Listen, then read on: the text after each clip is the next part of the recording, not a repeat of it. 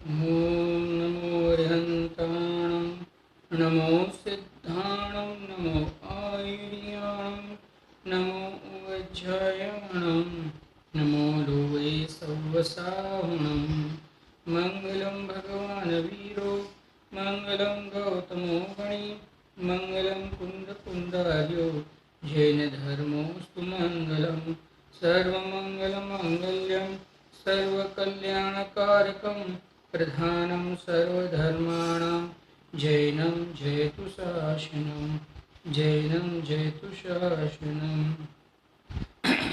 वितरागदेव शास्त्र गुरु भगवान की जय। समाधि मरण के विषय पर अपनी चर्चा चल रही है। हमने अब तक देखा था कि पंडित सदाशिवदास जी जो पंडित टोडरमल साहब जी के सहकालीन हुए हैं, उन सदाशिवदास जी ने हमें ये बताया कि अगर तू ऐसा कहता है कि मेरे आगामी भव में मेरा कैसा भव रहेगा, किस प्रकार से मेरा जीवन रहेगा, अगर तू ऐसा कहता है तो उसका अर्थ यही सिद्ध होता है कि आगामी भव में भी तू ही जाने वाला है।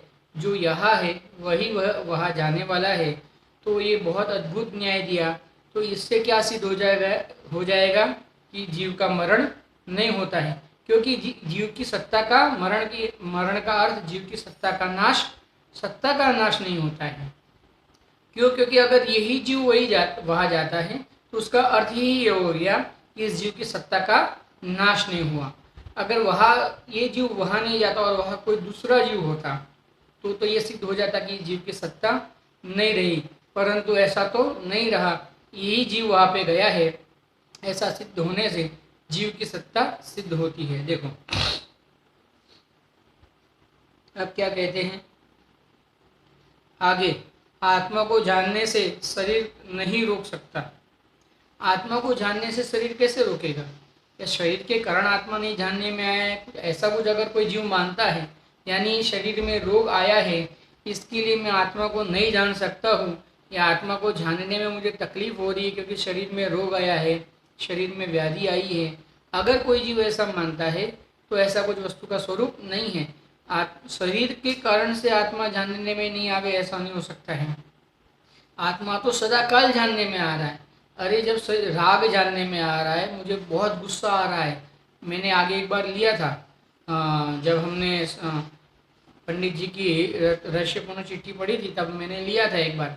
यहाँ भी बता देता हूँ। जैसे हम कहते हैं देखो मुझे बहुत गुस्सा आ रहा है, ध्यान में रखना। जैसे मैं ऐसा कहता हूँ मुझे बहुत गुस्सा आ रहा है, ध्यान में रखना। तो जो मैंने ये कहा कि मुझे बहुत गुस्सा आ रहा है, तो वास्तव में मुझे बहुत गुस्सा आ रहा है कि बहुत गुस्सा आ रहा है उसका ज्ञान हो रहा है, नक्की करना।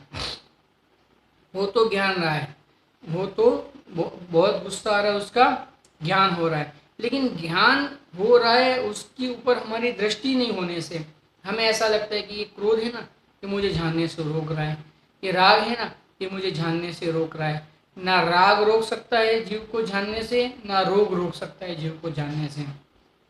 क्यों? क्योंकि रोग तो बाहर में है, जीव की पर्याय में भी नहीं है, और राग है वो जीव की पर्याय में है, जीव के स्वभाव में नहीं है। बहुत बड़ी बात है। गुरुदेव श्री ने बहुत बार लिया है। तो हमारे ऊपर पूज्य गुरुदेव श्री का बहुत उपकार है, उन्होंने बहुत बार लिया है। न राग से दुखी है जीव, न रोग से दुखी है, क्योंकि रोग तो वास्तव में जीव की पर्याय में ही नहीं है। ये जो जन्म मरण आदि जो रोग है, बुखार आना, सर्दी आना, हार्ट अटैक आना, कैंसर आना, ये जितने प्रकार के जो रोग है ना, ये रोग तो शरीर की पर्याय में है, जीव के पर्याय में भी नहीं है, जीव की अवस्था में भी नहीं है। लेकिन जो राग है वो तो जीव की अवस्था में है, लेकिन अवस्था में है, जीव के स्वभाव में नहीं है। वो अवस्था में है। राग अपने स्वरूप को जीव अपने स्वरूप को जब भूलता है और पर का जब संग करता है तब राग उत्पन्न होता है।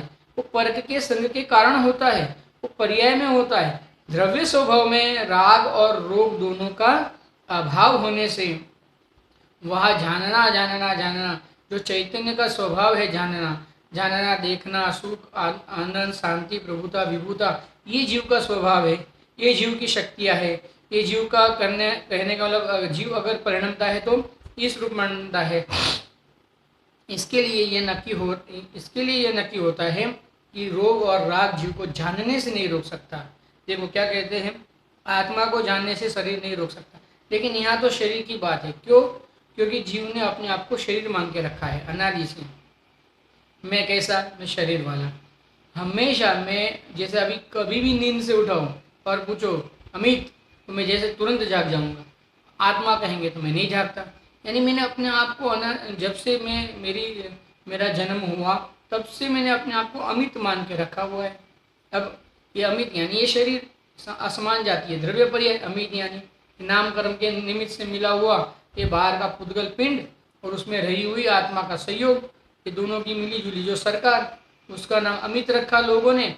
तो मैंने अज्ञानी ने मान लिया कि मैं अमित, मैं आत्मा हूँ। ये बात मुझे समझ में नहीं आई। तो यहाँ कहते हैं कि लेकिन तुझे जानने से, ये जानने से तुझे शरीर नहीं रोक रहा है। अरे शरीर तो नहीं रोक रहा है, राग भी नहीं रोक रहा है, तू स्वयं रुका है, अपने अज्ञान से रुका है। इनको अपना मान मान के तूने स्वयं अज्ञान किया है, इसके लिए रुका है। ये बात यहाँ पे हमें पंडित जी बताने वाले हैं। देखो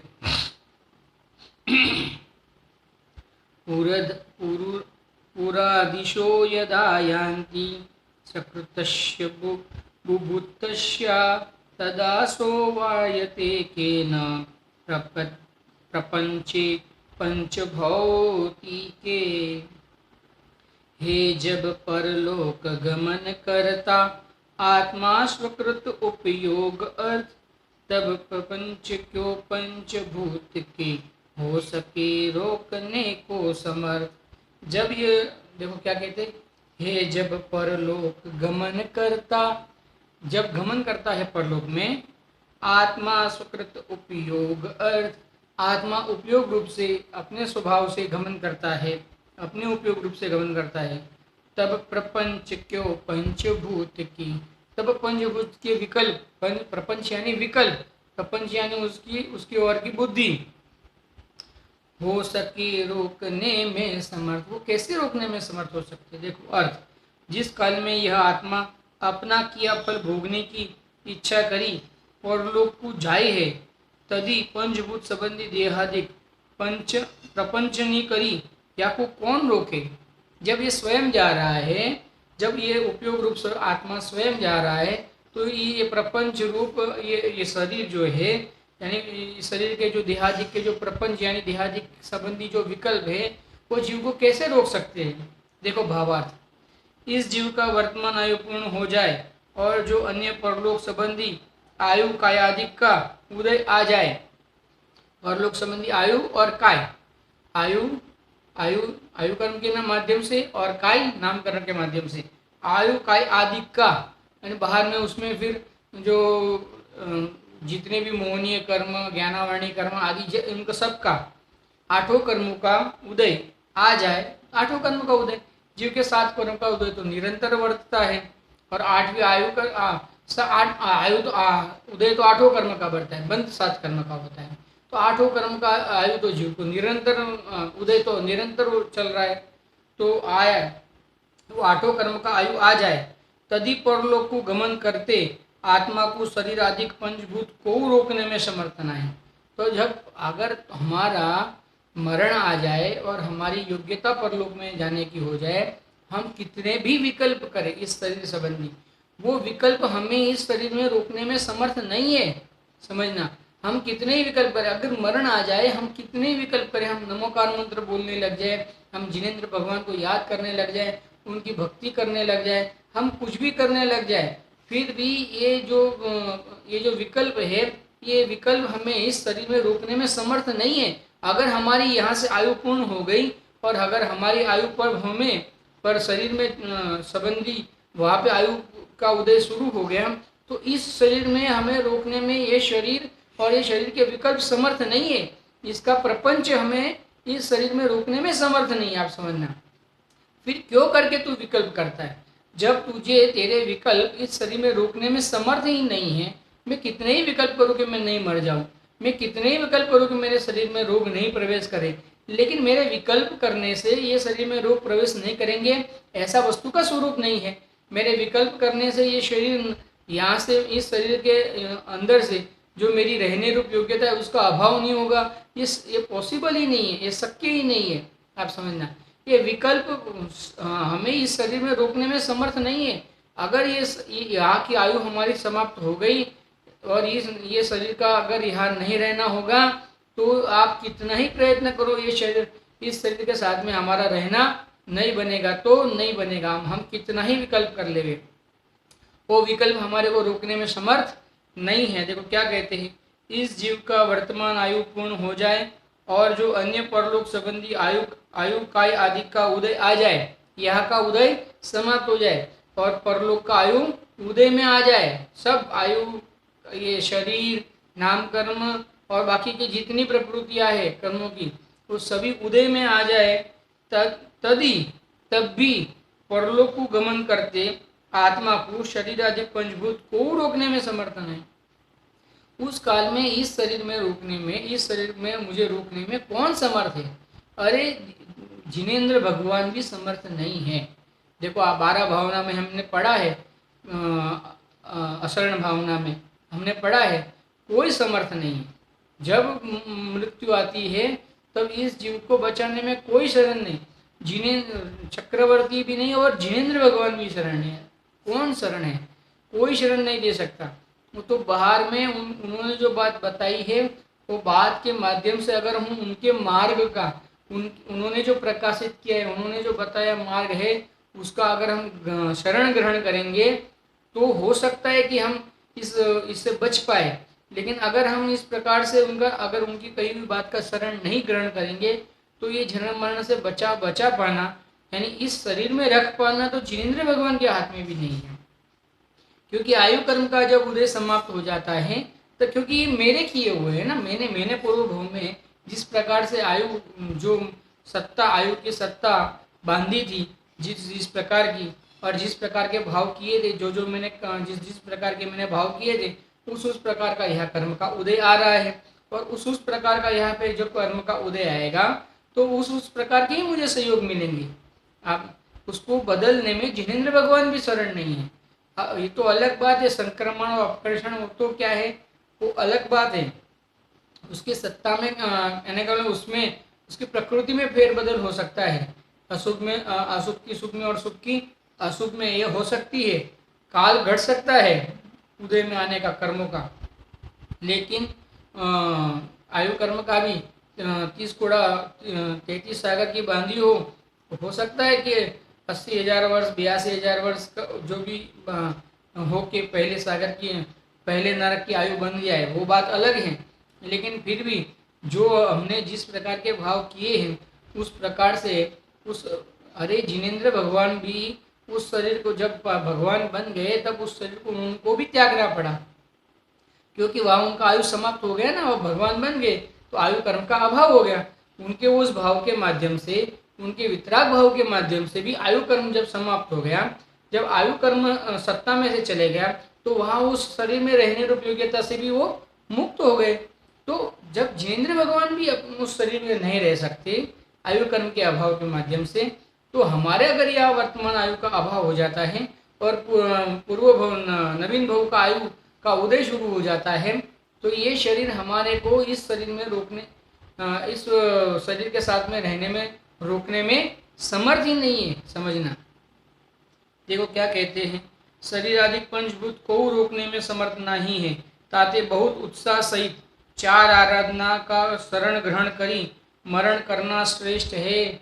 इसके लिए 4 आराधना का ग्रहण करके मरण करना श्रेष्ठ है। आप समझना, समाधि मरण 4 आराधना सहित करके, श्रावक, मुनि, आर्जिका, है ना, मुनि, श्रावक, श्राविका,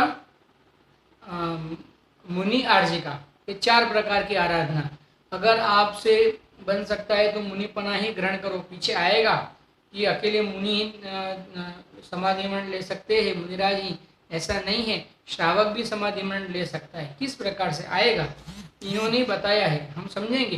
पंडित जी ने बहुत अच्छा खुलासा किया है हर बात का। देखो अब क्या कहते हैं, मरण करना श्रेष्ठ, ये 4 प्रकार की आराधनाओं के सहित मरण करना श्रेष्ठ है। समाधि निर्वण को देती है। देखो क्या कहती है, समाधि निर्वाण को देती है। अब पहले का शरीर को देती है, उत्तम शरीर को देती है।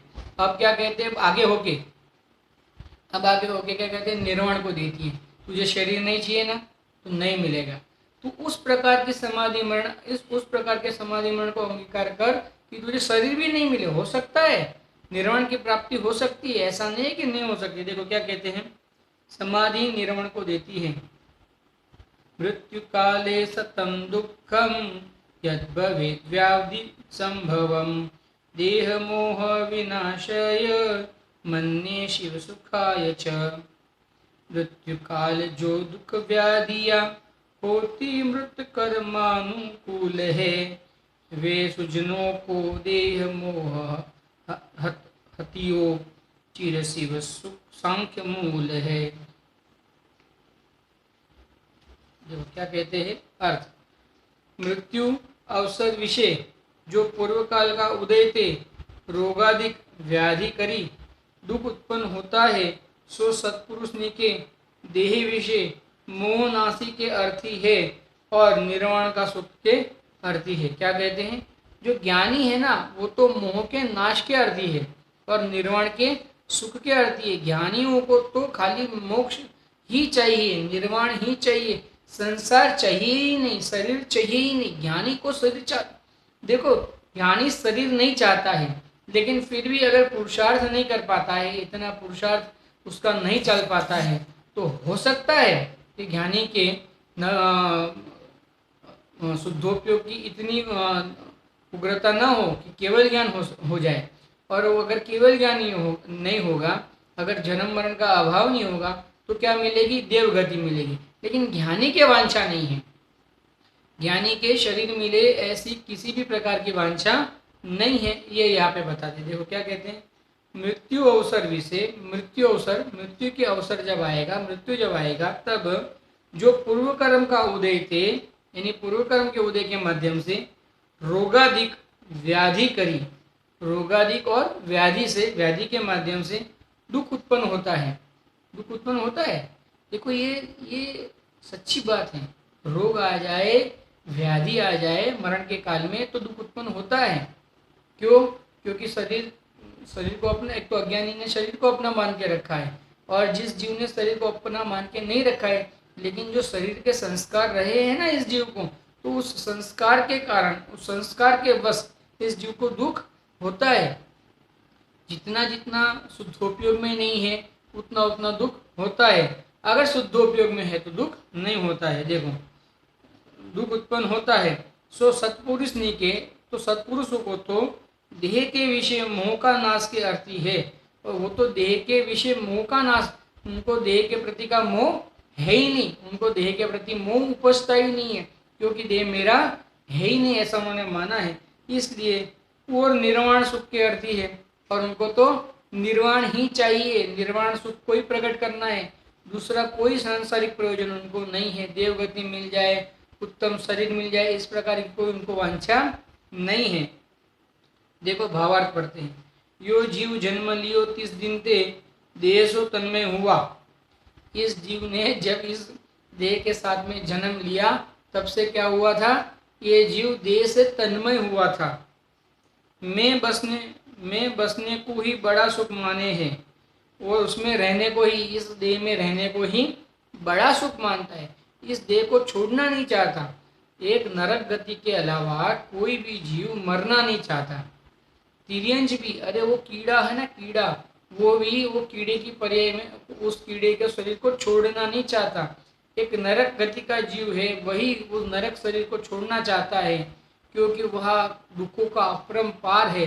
कोई दुख की कोई आप वहाँ के दुख को कहने में कोई समर्थ नहीं, इतने दुख है, इसके लिए वहाँ तो उस शरीर से वो छूटना चाहता है, लेकिन अन्य किसी भी गति में कोई भी जीव उस शरीर को छोड़ना नहीं चाहता है। देखो खैर वहाँ भी छोड़ना तो नहीं चाहता, किस माध्यम से समझ में आता है, अगर छोड़ना चाहता होता तो सामने वाले को प्रतिकार क्यों करता। जब सामने वाला मारने आता है, हम कहते हैं कि नरक का जीव भी वो शरीर को छोड़ना नहीं चाहता, हम कहते हैं, लेकिन फिर भी अगर विचार करो कि अगर फिर भी ऐसा है, तो जब सामने वाला ये शरीर का घात करने आता है, तो वो बचाने के लिए क्यों प्रतिकार करता है। अगर उसको ये शरीर नहीं चाहिए, तो प्रतिकार क्यों करता है? वो प्रतिकार करता है कि नहीं करता है? वो सामने वाले से लड़ता है कि नहीं लड़ता है? लड़ता है, उसका मतलब ही क्या हुआ कि उसको इस शरीर के प्रति प्रीति है, उसको ये शरीर चाहिए। देखो, भले ये बात कहने में आ जाए कि वहाँ पे बहुत क्या है, आचार्य देव ने भी कहा है, ऐसा नहीं है, वो भी एक अपेक्षा है। लेकिन दूसरी अपेक्षा ये भी है कि अगर वो लड़ रहा है, वो प्रतिकार कर रहा है, आप समझो आप प्रतिकार कर रहे हो, अपने शरीर को बचाने के प्रति आप प्रतिकार कर रहे हो, वो क्या दर्शाता है? वो यही दर्शाता है ना कि आपको आपके शरीर के प्रति प्रीति है। अगर प्रीति नहीं होती तो आप प्रतिकार क्यों करते? आप प्रतिकार नहीं करते अगर आपको प्रीति नहीं होती, और आप प्रतिकार कर रहे हो, उसका मतलब आपको प्रीति है। इसके लिए नारकी का जीव भी प्रतिकार कर रहा है ना, तो उसका मतलब उसको उस शरीर के प्रति प्रीति है। यानी सभी जीवों को यहाँ के माध्यम से अगर समझे तो सभी के जीव, सभी प्रकार के जो जीव है, चारों गति के जो जीव है, वो अपने शरीर में जब से वो उत्पन्न हुए हैं तब से उसमें रहना चाहते हैं, उसको छोड़ना नहीं चाहते। भले नरक में इतनी प्रतिकूलता हो, अगर इतनी प्रतिकूलता होने पर भी वो कहाँ छोड़ना चाहता है? ये कहाँ मरना चाहता है? मरना चाहता है। अगर मरना चाहता होता तो क्यों अलग अलग प्रकार के प्रयास करता? मर जाता। वो अलग बात है कि मर नहीं सकता, योग्यता नहीं, वो अलग बात हो गई। लेकिन मरने का प्रयास भी कहाँ कर रहा है? प्रयास तो बचने का कर रहा है। तो उसका अर्थ क्या होता है? अगर बचने का प्रयास कर रहा है, उसका मतलब उसको उस शरीर के प्रति प्रीति है। ये न्याय से सिद्ध होता है। देखो, वहाँ दुख की अपेक्षा, अगर दुख को बताना है कि नरक के दुख ऐसे है कि उसको तो नारकी जीव छोड़ना चाहता है, वहाँ वो दुख की अपेक्षा से बता रहे हैं। लेकिन ये भी तो अपेक्षा है कि अगर वो प्रतिकार कर रहा है तो कर रहा है, उसका मतलब क्या हो गया कि उसको शरीर के प्रति प्रीति है। अगर प्रीति नहीं होती तो प्रतिकार नहीं करता। हमें इस शरीर के प्रति प्रीति है तो हमारे बैरी जो है, हम जिनको अपना बैरी मानते हैं और जो हमारे इस शरीर के प्रतिकूल प्रवर्तन करते हैं, उनको हटाने के लिए हम प्रयास करते हैं या नहीं करते हैं? हम प्रयत्न कर रहे हैं, नहीं कर रहे? कर रहे हैं। क्यों? क्योंकि हमें इस शरीर के प्रति प्रीति है। हम ये शरीर में सदाकाल रहना चाहते, त्रिकाल रहना चाहते, तो वो भी तो उस शरीर के प्रति प्रीति रखता है ना। तो शरीर के प्रति प्रीति तो सभी जीवों को है, यहाँ पे ये बता रहे हैं। देखो, सभी न्याय है, बहुत अपेक्षा है जिनागम में, सब अपेक्षा से बात को समझनी चाहिए। किसी एक अपेक्षा से एकांत करके ऐसा हो ही नहीं सकता। देखो, राग से धर्म नहीं हो सकता, ये बात तो एकदम सच्ची है। धर्म तो वितरागता से ही होगा। लेकिन ये जो दूसरी जो अपेक्षा है, अपेक्षा से कथन है, वो अपेक्षा से जिस प्रकार से कथन है, अगर कोई ऐसा कहे, समझना कि व्यवहार आदि भाव में वर्तो, तो वहाँ भी हमें क्या नक्की करना चाहिए कि वो वहाँ पाप से बचने की अपेक्षा से बता रहा है। तो अपेक्षा से कथन है तो कथन सही है। लेकिन उसके माध्यम से धर्म की प्राप्ति करो, ऐसा भी कहेगा। अरे तुम जिनेंद्र भगवान की भक्ति के माध्यम से धर्म की प्राप्ति करो, ऐसा अगर कोई कथन करेगा, तो वह अगर उसका ये अभिप्राय है कि तुम पाप आदि से बच के जिनेंद्र भगवान की भक्ति में आओ, तो वहाँ तुम्हें अपना चैतन्य स्वरूप की बात मिलेगी। तो बात की चैतन्य स्वरूप की बात सुन के तुम चैतन्य स्वरूप में मग्न हो जाओ, स्थिर हो जाओ और अपना कार्य शुद्धोपयोग रूप कार्य प्रकट कर लो। ये बात, ये भाव के माध्यम से अगर इस अपेक्षा से वो कथन है तो वो कथन भी सत्य है, वो कथन झूठा थोड़ी है। जैसे कोई जीव बहुत पाप करता हो तो हम उसको क्या कहते हैं? भाई थोड़ा धर्म करो, थोड़ा मंदिर आओ। तो बोलो, अब हमने क्या कहा उसको? यानी आचार्य देव कहते हैं, अनेक अनेक अपेक्षा। आचार्य देव क्या कहते हैं? भैया धर्म करो, मंदिर आओ, जिनेंद्र भगवान के दर्शन करो। तो अब एक अपेक्षा तो ये भी है। और वापिस आप जब समय सारा जी ग्रंथ में बताते हैं कि भगवान के दर्शन से भी धर्म नहीं होते हैं। अष्टपाउड जी में कहा है कि तू मेरा लक्ष्य करेगा तो तुझे राग उत्पन्न होगा, इसके लिए तू तो अपने चैतन्य स्वरूप का लक्ष्य कर, तू मेरा लक्ष्य मत कर, ऐसा जिनेंद्र भगवान कहते हैं। तो ये भी एक अपेक्षा है। जिनवाणी में अनेक अपेक्षा से कथन है, जिस अपेक्षा से जो कथन किया है उस अपेक्षा से वो कथन को समझना, उसमें एकांत मत कर लेना, ये मेरा कहने का अभिप्राय है। तो नारकी जीव भी भले वो दर्द नरक में बहुत दुख है, लेकिन वो क्या उस शरीर में नहीं रहना चाहता? ऐसा है, वो शरीर में रहना, क्योंकि अगर वो शरीर में नहीं रहना चाहता तो शरीर के रक्षण के लिए प्रयास क्यों करता? रक्षण के लिए प्रयास कर रहा है ना, वो सामने वाले से लड़ रहा है, वो वैतरणी नदी में जाके सुख के अर्थी वो वैतरणी नदी में जाके गिर रहा है, वो भले वो सेमल तरु वाला वृक्ष हो, लेकिन छाव मिलेगी इस अपेक्षा से वहाँ बैठ रहा है, तो वहाँ पे वो शरीर की रक्षा करने का प्रयास भी तो कर ही रहा है ना वो। तो ये सब क्या दिखाता है? ये सब यही दिखाता है कि उसको उस शरीर के प्रति प्रीति है, वो उस शरीर को छोड़ना नहीं चाहता है, ये दिखाता है। देखो क्या कहते हैं यहाँ पे, ये जीव ने जन्म लिया 30 दिन से देह से तन्मय हुआ, तब से देह से तन्मय हुआ है, देह को छोड़ना नहीं चाहता है। मैं तन्मय हुआ या मैं बसने को ही बड़ा सुख मानता हूँ और उसी में रहने को सुखी मानता है। ये देह को अपना निवास जाने है, इस देह को अपना निवास जानता है, ये देह ही मेरा घर है, ये ऐसा मानता है। मेरा सर्वस्व है, घर है क्या, मेरा सर्वस्व है। यासु ममता लग रही है और इसीलिए अपना है, इसके लिए ममता कर रहा है। देखो अगर ममत्व कब उत्पन्न होगा, एकत्व पूर्वक ही ममत्व उत्पन्न होगा। जब तक ये इसमें किसी परद्रव्य में एकत्व नहीं है होगा, तब तक उसमें ममत्व उत्पन्न नहीं हो सकता है। अगर आपको उसके प्रति मोह उत्पन्न हो रहा है, उसका मतलब ये हो गया कि आपने उसके साथ एकता की है। क्या कहते हैं देखो, या में वसने सिवाय अपना काहू ठिकाना नहीं देखे है, और इसमें रहने के सिवा अपना कोई ठिकाना नहीं देख रहा है। जिसको ऐसा ही लग रहा है कि यही मेरा ठिकाना है, यही मेरा घर है, मैं इसी में रह सकता हूँ, यही मेरा स्वरूप है, देखो ऐसा मानता है। अब ऐसे देह में जो रोगाधिकारी दुख उपजे है, तब सत्पुरुष ने के यासु मोह नष्ट हो जाए है। अब इसी शरीर में अगर रोग उत्पन्न हो जाए व्याधि उत्पन्न हो जाए तो ज्ञानी क्या करते हैं, ज्ञानी ये करते हैं, इसके प्रति क्या करते हैं, मोह नष्ट कर देते हैं। शरीर को नष्ट नहीं करते, शरीर के प्रति मोह को नष्ट कर देते हैं। शरीर के प्रति का सही ज्ञान कर लेते हैं कि क्या ये शरीर है, ये पुद्गल का पिंड है, ये मेरा चैतन्य स्वरूप, इसमें मेरे चैतन्य स्वरूप का अभाव है। इस प्रकार से इस शरीर का और मेरा कोई संबंध नहीं है। जब ये शरीर का और मेरा कोई संबंध नहीं, तब ये शरीर में रोग आ जाए, व्याधि आ जाए, छूट जाए, कोई ले जाए, कोई मार दे, कोई काट दे इसको, लेकिन फिर भी इसमें मेरा कुछ नहीं होने से मैं इससे जुदा हूँ। इस प्रकार से उससे क्या करता है, मोह का त्याग करता है। देखो क्या कहते हैं, मोह नष्ट हो जाए है और साक्षात दुखदायी अथिर विनाशिक देखे है, और उसको साक्षात विनाशिक देखे, और मालूम है ना ये छूट रहा है। अनादि से अनेक देह छोड़ के हम इस देह में आए हैं, तो ख्याल में भी आ रहा है ना कि ये देह छूट रहा है, आप समझना। और देह का कृतज्ञपना प्रकट दिखे, और ये देह का कृतज्ञपना, और कृतज्ञपना यानी कृतज्ञ किसे कहते हैं, कि जिसके लिए हम सब कुछ करें फिर भी वो अपना ना हो। जैसे कोई पिता अपने पुत्र के लिए अपना सर्वस्व न्योछावर कर दे, अपनी जवानी न्योछावर कर दे।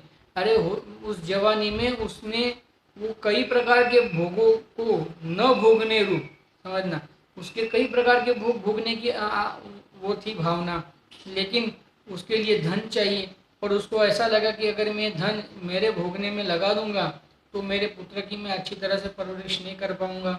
उसको बाहर में जो उसके आगे जो फ्यूचर हम बोलते हैं हमारी भाषा में, उसके भविष्य के अच्छे के लिए अगर मुझे कुछ उसके लिए धनराशि बचा के रखनी पड़ेगी, उसके लिए वो अनेक प्रकार के पाप करता है, अनेक प्रकार के भूखा रहता है, लोगों के सामने हाथ यानी सेठ ऐसा करते रहता है, अनेक प्रकार से लोगों के दुर्वचन भी सुनता है या नहीं सुनता है, ये हमारे साथ में घट रहा है नहीं घट रहा है।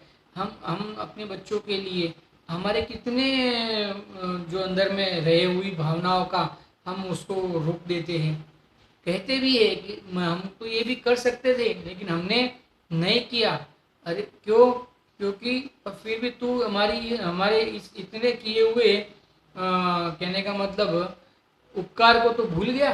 जैसे पिता के पुत्र के ऊपर अपार उपकार रहते हैं, लेकिन अगर वो पुत्र उस पिता के उपकार को नहीं जाने, नहीं महसूस करे, तो उस पुत्र को क्या कहेंगे? कृतज्ञ कहेंगे। यानी उसने उस कार्य को नहीं माना, वो हकदार नहीं है उसके लिए, समझना। तो ये शरीर भी ऐसा है, कृतज्ञ है, क्योंकि हमने ये शरीर को टिकाने के लिए क्या नहीं किया बताओ। सब खिलाया इसको, अरे भक्ष अभक्ष का भी विचार नहीं किया। किसी ने कहा गाजर खाओ तो आँख अच्छी रहेगी, हमने गाजर खा लिया, भले ही असंख्य अनंत जीवों की वह हिंसा हो जाए, हमने गाजर खा लिया। किसी ने कहा कि लहसुन का वो हार्ट अटैक नहीं हो जाए, हमने लहसुन खाना शुरू कर दिया। अरे ये तो छोड़ो, ये भी हो सकता है कि कोई ऐसा कह देवे ना कि अरे कॉड लिवर ऑयल वाली गोलियां खा रहे या नहीं खा रहे कई जीव, क्या क्यों खा रहे बताओ? हार्ट हार्ट को प्रॉब्लम नहीं हो इसके लिए, लीवर को प्रॉब्लम नहीं हो इसके लिए, लीवर का प्रॉब्लम हो कॉड लिवर ऑयल वाली गोलियां खाते हैं। कॉड लीवर किसको कहते हैं? मछली के लीवर या कोई किसी के जीव के लीवर से बनी हुई वो गोली है। तो फिर भी वो अभक्ष का विचार नहीं करता है। इस शरीर के लिए हमने क्या नहीं किया बताओ? ये सब कुछ किया हमने नहीं, यानी सामान्य बात चल रही है यहाँ पे। किसी ने नहीं भी किया हो ऐसा नहीं कहना है कि किसी ने किया हो। हमने भी नहीं खाया है लहसुन प्याज आलू, हम भी नहीं खाते, वो बात अलग है। गाजर मूली हम भी नहीं खाते, वो बात अलग है। लेकिन यहाँ तो जनरल बात चल रही है। तो लेकिन हमने भी काजू बादाम पिस्ता तो खाए हैं ना शरीर को टिकाने के लिए। चौक और घी खाया है कि नहीं खाया है? खाया है, हमने भी घी खाया है। क्यों खाया घी विचारो, क्यों ये शरीर हुष्ट रहे। अच्छा बताओ, ये शरीर हुष्ट रहा। अभी देखो मुझे बोलते बोलते कितनी बार तो पानी आ जाता है मुंह में, क्या करें? अब उस प्रकार की शरीर की योग्यता है, क्या करें? और कईयों को नहीं आता है, मेरे आ जाता है, क्या करें? अब मैंने को तो नहीं चाहता, मैं तो नहीं चाहता ऐसा हो, लेकिन फिर भी हो रहा है। तो हो रहा है, क्यों हो रहा है? क्योंकि यह शरीर का ऐसा ही स्वरूप है। शरीर कृतज्ञ नहीं है, आप समझना। आप कितना ही इसके लिए कुछ भी करो, वो आपका होके रहने वाला नहीं है। शरीर का स्वरूप ही ऐसा है कि वो आपका होके रहने वाला ही नहीं है। एक शरीर और चेतन की एक कथा भी आती है, सुना होगा। एक कथा है, थोड़ा कथा भी एक सामान्य 2-5 मिनट सुन लेते हैं, क्योंकि बहुत नए फ्रेश जीव भी हो सकते हैं सुनने वाले, तो हो सकता है कथा के माध्यम से उनको, जैसे इस चेतन ने इस शरीर को कहा कि हे शरीर, तू मेरा साथ कभी मत छोड़ना। क्यों? क्योंकि मैंने तेरे लिए देखो काजू खाए, बादाम खाई, हलवा खाया, अखरोट खाई। अच्छा, दिमाग अच्छा रहे तो क्या खाना चाहिए दिमाग के लिए? दिमाग के लिए अखरोट और बादाम। उसके अपना दिमाग ठीक रहेगा, अच्छा रहेगा, तंदुरुस्त रहेगा। ये और हमने खाए कि नहीं खाए? फिर भी ये खाने के बाद भी हमारा दिमाग बंद हुआ कि नहीं हुआ कभी कभी चलना? यानी कभी कभी किन्हीं विषयों में हम गलत निर्णय ले लेते हैं कि नहीं ले लेते हैं? हमारे गलत भ्रांतियाँ चल रही है नहीं चल रही है? गलत ज्ञान चल रहा है या नहीं चल रहा है? चल रहा है। तो फिर ये बादाम खाई ना हमने, अरे भाई ये शरीर कृतज्ञ है, तो कितना ही कर ले। हम तो कथा सुनने रहे थे, बीच में ही आ गया। हमने शरीर को कहा कि देख मैंने तेरे लिए इतना इतना किया है, अब तू तो मेरे लिए मेरे साथ रहे, मेरे साथ अनंत काल तक तू तो मेरा साथ ले। तो शरीर ऐसा कहता है कि किसने कहा था तुम्हें तुम मेरे लिए खाओ? मैंने कहा आपको? मैं तो कुछ नहीं कहता, मैंने तो आपको नहीं कहा कि तुम मेरे प्रति मोह करो, मेरे लिए कैसा बादाम खाओ, पिस्ता खाओ, अखरोट खाओ, मैंने तो नहीं कहा। तो तुम कर रहे हो स्वयं, ये तुम्हारा अज्ञान है। मैं तो तुमको कुछ बता ही नहीं रहा हूँ, मैं तो तुमको कुछ बोल ही नहीं रहा हूँ, मैं तुम्हारे से कोई संबंध रखना ही नहीं चाहता हूँ। ये शरीर तो ऐसा कहता है कि मैं तुम्हारे साथ कोई संबंध नहीं रखना चाहता हूँ, और ये जीव बलजबरी उस शरीर से संबंध जोड़ के रखता है। अब क्या करे शरीर, ये बताओ आप? शरीर कुछ नहीं कर, शरीर तो कह रहा है, तो यहाँ पे कथा है ना, तो ऐसा संवाद। बाकी शरीर तो पुद्गल द्रव्य है, वो अपने को क्या कहेगा? लेकिन ये अपन ये समझ के चले कि जब शरीर अपना नहीं मान रहा है, तो उसका अर्थ क्या होता है कि उसको अपनी अपेक्षा नहीं है। हम स्वयं अपेक्षा रख रहे हैं कि वो मेरे साथ रहे, वो अपेक्षा अपनी है। शरीर की कोई अपेक्षा नहीं है। शरीर ने कभी, शरीर नहीं चाहता, अगर उसकी अपेक्षा होती तो काजू बादाम पिस्ता खवाना चाहता, लेकिन वो तो कोई अपेक्षा नहीं करता है। ये अपेक्षा कौन करता है? ये जीव करता है। इसके लिए शरीर को कृतज्ञ तो इसके लिए कहा कि अब तो मोह छोड़, अब तो इस मोह को छोड़, इस मोह का तिरस्कार कर कि तू चाहते हुए ये शरीर तेरा नहीं रहता, तू चाहता है कि ये शरीर सदाकाल तेरे साथ रहे, लेकिन ये शरीर नहीं रहना चाहता, तो अब तो उसके प्रति मोह छोड़। ये शरीर कृतज्ञ नहीं है तो उसके प्रति कुछ भी करेगा तो भी ये तेरा साथ छोड़ेगा ही छोड़ेगा। इस प्रकार से ये शरीर का स्वरूप ही ऐसा है, तो अब तो उससे मोह छोड़। इस प्रकार से देखो क्या कहते हैं,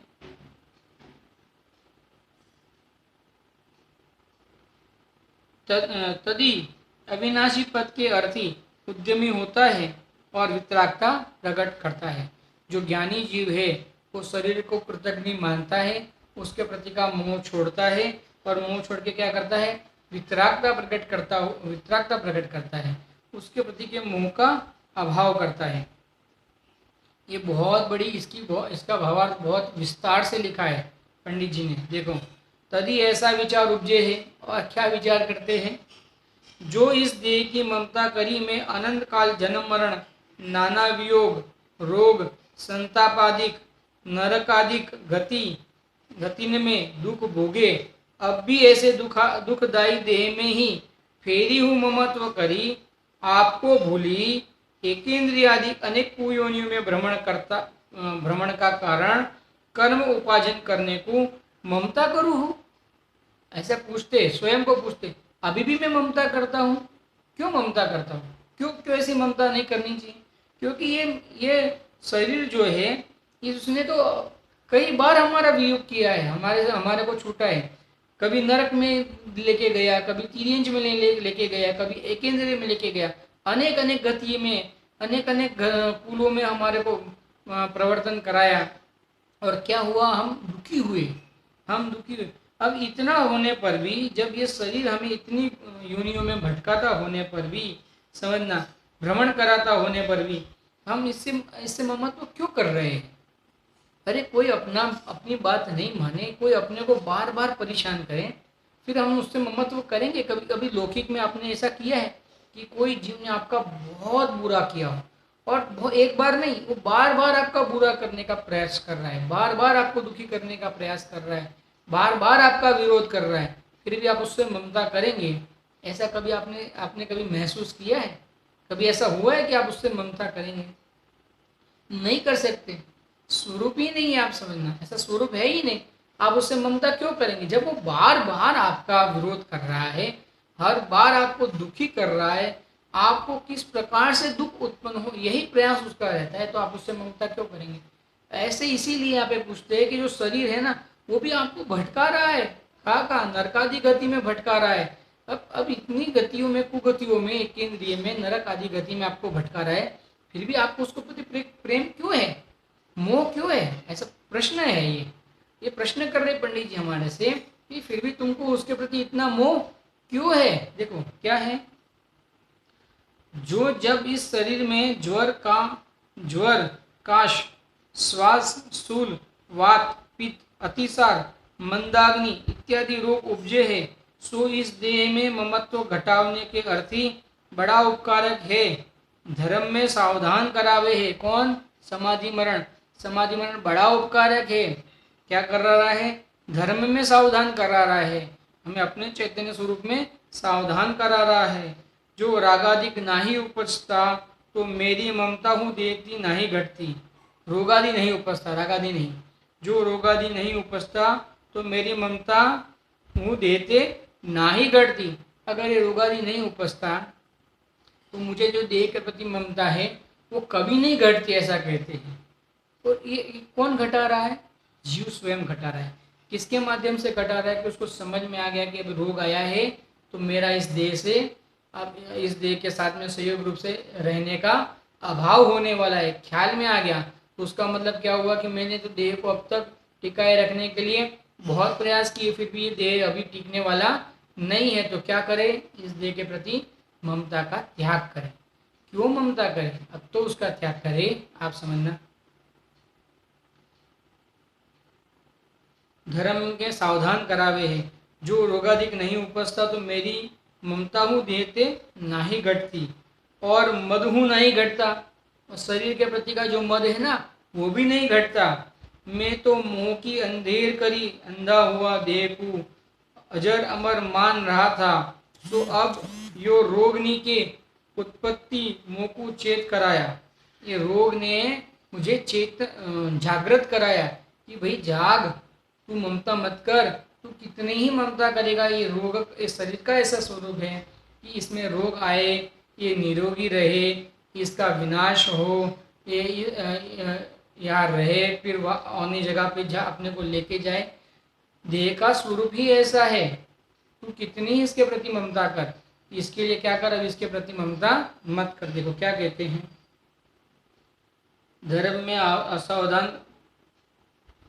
तो मेरी ममता देते घटती और मधु नहीं घटता। हाँ, मैं तो मुंह की अंधेरी करी, अंधा हुआ देह को अजर मन मान रहा था, सो अब यो रोग निके उत्पत्ति ने मुकु छेद कराया, मेरे को जगाया कि अब तो छेद देख, तूने ये रोग नहीं आया इसके लिए क्या क्या किया था, देखो तूने हार्ट अटैक नहीं आया इसके लिए लहसुन खाया था, फिर भी हार्ट अटैक आया, अब तो छेद ये लहसुन खाने से हार्ट अटैक नहीं आता। मैंने कितना ही प्रयास किया था कॉड लिवर ऑयल की गोलियां खा के मेरा लीवर नहीं बगड़े, लेकिन फिर भी लीवर खराब हो गया, अब तो चेत कि वो गोलियां नहीं खाने से लीवर ठीक रहता है, अब तो चेत, समझना, अब तो चेत, अब तो अभक्ष आदि का त्याग कर, अब तो चेत, अब तो इस शरीर से ममता का त्याग कर। देखो क्या कहते हैं, और मधु घटता और मद भी घटता। देखो क्या कहते हैं, अब इस देह को अशरण जानी, अब इस देह को अशरण जानी, ज्ञान दर्शन चरित्र तप को एक निश्चय शरण जानी, आराधना का धारक भगवान पंच परमेष्टि को चित्त में धारण करता हूँ। अब सच्चा समाधि मरण ये जीव अंगीकार करता है, इस जीव को ख्याल में आ गया कि अरे रे, ये तो मैंने देह के प्रति कितना वो किया था, अपनापन किया था, उसको टिकाए रखने के लिए, उसको मजबूत रखने के लिए मैंने हर प्रकार के प्रयास किए थे, हर प्रकार का भोजन बना बना के खाया था, हर प्रकार के पानी पिए थे, फिर भी ये देह में रोग ने प्रवेश कर लिया। इसका अर्थ ये हो गया कि मेरे कितने ही प्रयास करने से ये रोग में, अगर इस शरीर में अगर रोग का प्रवेश होना है तो उसको रोकने में कोई समर्थ नहीं है, ये शरीर के छूटने में कोई समर्थ नहीं है। तो अब तो इसके प्रति मोह छोड़ दूं और क्या करूं, मैं पंच परमेष्टि परमात्मा का शरण ग्रहण करूं, तप को अंगीकार करूं, व्रतों को अंगीकार करूं। ये क्यों अंगीकार करना, क्योंकि ये व्रत और तप और ये पंच परमेष्टि का जो शरण है वो सब हमको क्या कराता है, अपने स्वरूप में स्थिर कराता है। तो तप को, तप किसे कहते हैं, इच्छा निरोध को तप कहते हैं। ये शरीर रहे, शरीर अच्छा रहे, इस प्रकार की इच्छा का अभाव हो जाए। और ये इच्छा का अभाव कब होगा कि ये शरीर तो मेरा स्वरूप ही नहीं है, मैं तो ज्ञान शरीर हूँ। जैसे इस जीव को एक ख्याल में आ जाए कि मैं ज्ञान शरीर हूँ, तो उसको इस शरीर के प्रति मोह का अभाव हो जाए। तो मोह का अभाव होने के कारण इस शरीर को टिकाए रखने की इच्छा का भी अभाव हो जाए, तो इस जीव के क्या हो जाए, तप प्रकट हो जाए। समझना, स्वरूप का प्रताप प्रकट होने से बाहर की इच्छाओं का प्रकट नहीं होना वही तप है। स्वरूप के प्रताप बढ़ने से बाहर में जो वस्तुएं हैं उसकी इच्छा का अभाव हो जाना, उसके प्रति की इच्छा का उत्पन्न नहीं होना, वही क्या है, तप है। तो अब क्या करो भाई, ज्ञान दर्शन चारित्र तप, ज्ञान दर्शन चारित्र को तप कहा यहाँ पे, यानी ज्ञान की आराधना, दर्शन की आराधना और चारित्र की आराधना। जो छडाला में कहा ना, पहले सम्यक दर्शन की आराधना, फिर सम्यक ज्ञान की आराधना, फिर सम्यक चारित्र की आराधना। ये तो तीन तो बोलने में आते हैं, भेद पड़ते हैं, वास्तव में तीनों एक आत्मा होने से एक आत्मा की आराधना ही करनी है। कोई ज्ञान की अलग आराधना, श्रद्धा की अलग आराधना और चारित्र की अलग आराधना होती है, ऐसा कोई वस्तु का स्वरूप नहीं है। एक आत्मा की आराधना करने से तीनों की आराधना हो जाती है। एक निश्चय शरण जानी, आराधना का धारक भगवान पंच परमेष्टि को चित्त में धारण करता हूँ। ओहो, अब तो मैं चित्त में किसको धारण करता हूँ, पंच परमेष्टि परमात्मा को धारण करता हूँ। क्योंकि ये पंच परमेष्टि परमात्मा ही मुझे क्या कर रहे हैं, मार्ग बता रहे हैं कि भाई तू इतना कर रहा है फिर भी ये शरीर तेरा होके नहीं रह रहा है, ये शरीर का छूटना इसका स्वरूप है, शरीर में रोग आना, शरीर का गलना, शरीर का बनना, ये शरीर का स्वरूप है। तू तो ज्ञान शरीर ही है, ये शरीर और तू तो अत्यंत भिन्न है। ये हमको जिनेन्द्र परमात्मा ने देव ने बताया, इसके लिए मैं इनकी शरण ग्रहण करता हूँ, क्योंकि सच्ची बात यही बता रहे, इसके माध्यम से मेरा मोह का अभाव हो सकता है। इसके लिए अब मैं क्या करता हूँ, पंच परमेष्टि भगवान का शरण ग्रहण करता हूँ। और भी ये इसका भावार्थ बहुत बड़ा है, इस भावार्थ को हम और आगे कल देखेंगे कि पंडित जी इस भावार्थ में और क्या बताते हैं। तो हम भी ये अपने साथ रहे हुए शरीर को कृतज्ञ जाने, यानी ये अपने किए हुए कुछ भी कार्य करने में हमारा साथ देने में समर्थ नहीं है, हम कितना ही इसे खिलाए पिलाए फिर भी हमें साथ देने में समर्थ नहीं है, तो इसके प्रति अब क्या करो, अब तो मोह को छोड़ भाई। इस प्रकार से हम सर्व इस शरीर के प्रति का मोह को छोड़ें और पंच परमेष्ठिक भगवान का शरण अंगीकार करके समाधि मरण करने की भावना करें। ऐसी मंगल भावना पूर्वक अभी का वक्तव्य समाप्त करते हैं। ओम नमः सिद्धेभ्यो। सहजानंदी शुद्ध स्वरूपी अविनाशी हूँ आत्मस्वरूप। सहजानंदी शुद्ध स्वरूपी अविनाशी हूँ आत्मस्वरूप। सहजानंदी शुद्ध स्वरूपी अविनाशी हूँ आत्मस्वरूप। जिनवाणी के ज्ञान ते सूझे लोकालो, सोवाणी मस्तक नमो सदा दे तुम। द्वादश पर मंगलकारी जिनवाणी मात की जय।